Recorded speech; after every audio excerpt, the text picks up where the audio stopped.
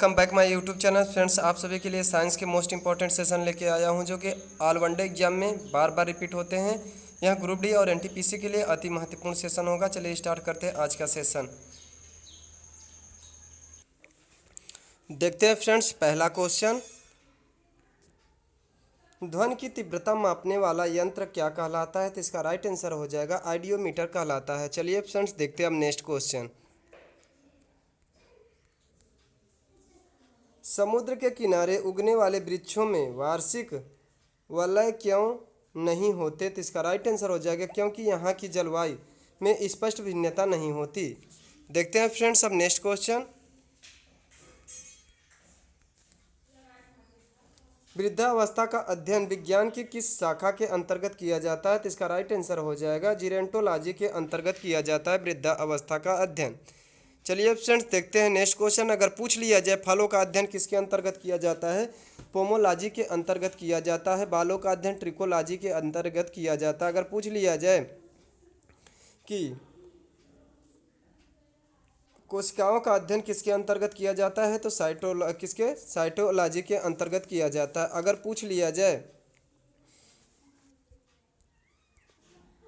Pomology फलों का अध्ययन किया जाता है। अगर पूछ लिया जाए कवकों का अध्ययन किसके अंतर्गत किया जाता है तो माइकोलॉजी हो जाएगा। अगर पूछ लिया जाए शैवालों का अध्ययन तो फाइकोलॉजी के अंतर्गत शैवालों का अध्ययन किया जाता है। झाड़ियों का अध्ययन पूछ लिया जाए तो डेंड्रोलॉजी के अंतर्गत झाड़ियों का अध्ययन किया जाता है। कीट पतंगों का अध्ययन पूछ लिया जाए तो कीट पतंगों का अध्ययन इटोमोलॉजी के अंतर्गत किया जाता है। अगर पूछ लिया जाए ब्रह्मांड का अध्ययन किसके अंतर्गत किया जाता है तो ब्रह्मांड का अध्ययन कॉस्मोलॉजी के अंतर्गत किया जाता है। चलिए फ्रेंड्स, अब देखते हैं नेक्स्ट क्वेश्चन,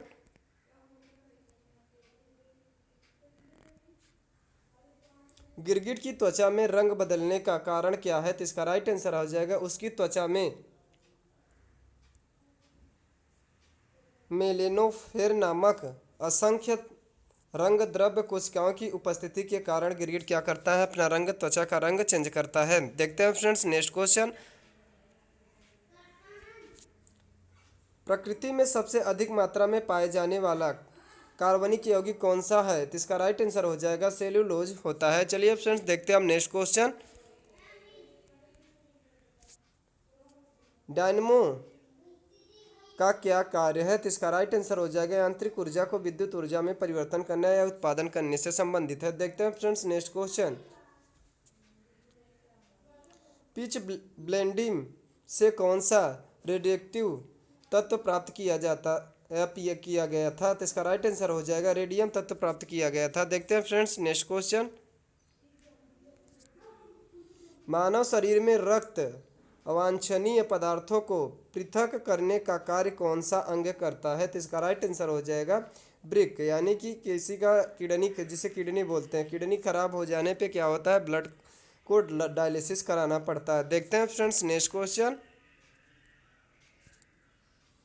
40 वर्ष पूरे हो जाने पर चर्चित अप्सरा क्या है? तो इसका राइट आंसर हो जाएगा न्यूक्लियर रिएक्टर होता है। देखते हैं फ्रेंड्स अब नेक्स्ट क्वेश्चन, शरीर में रक्त की सफ़ेद कोशिकाओं का मुख्य कार्य क्या होता है? तो इसका राइट आंसर हो जाएगा शरीर के बीमारियों को से बचाने का कार्य होता है। देखते हैं फ्रेंड्स अब नेक्स्ट क्वेश्चन, मछली के हृदय में कितने प्रकोष्ठ होते हैं? तो इसका राइट आंसर हो जाएगा 2 चेंबर होते हैं। अगर पूछ लिया जाए मनुष्य के हृदय में कितने होते हैं तो मनुष्य के हृदय में 4 चेंबर होते हैं, यानी कि 4 प्रकोष्ठ होते हैं, जिसमें बायां निलय बायां अलिंद होता है, दायां निलय दायां अलिंद होता है। देखते हैं फ्रेंड्स नेक्स्ट क्वेश्चन, शरीर में रक्त बैंक का नाम कौन शरीर में रक्त बैंक का काम कौन अंग करता है? तो इसका राइट आंसर हो जाएगा प्लीहा, जिसे स्प्लीन के नाम से जाना जाता है। इसे हिंदी में क्या बोलते हैं? प्लीहा के या तिल्ली के नाम से भी जाना जाता है। देखते हैं फ्रेंड्स नेक्स्ट क्वेश्चन, हरे पौधों में प्रकाश संश्लेषण की इकाई क्या कहलाती है? तो इसका राइट आंसर हो जाएगा क्वांटोसोम कहलाता है, यानी कि क्वांटोसोम कहलाता है। देखते हैं friends next question, carbon dating विधि किसकी आयु निर्धारित करने के लिए अपनाई जाती है? तो इसका राइट आंसर हो जाएगा जीवाश्मों की आयु निर्धारित करने के लिए प्रयोग की जाती है। चलिए फ्रेंड्स, देखते हैं नेक्स्ट क्वेश्चन, नेक्स्ट क्वेश्चन और आज का लास्ट क्वेश्चन देखते हैं। अत्यधिक शराब का सेवन करने से शरीर का कौन सा अंग विशेष रूप से प्रभावित होता है? तो इसका राइट आंसर हो जाएगा यकृत प्रभावित होता है।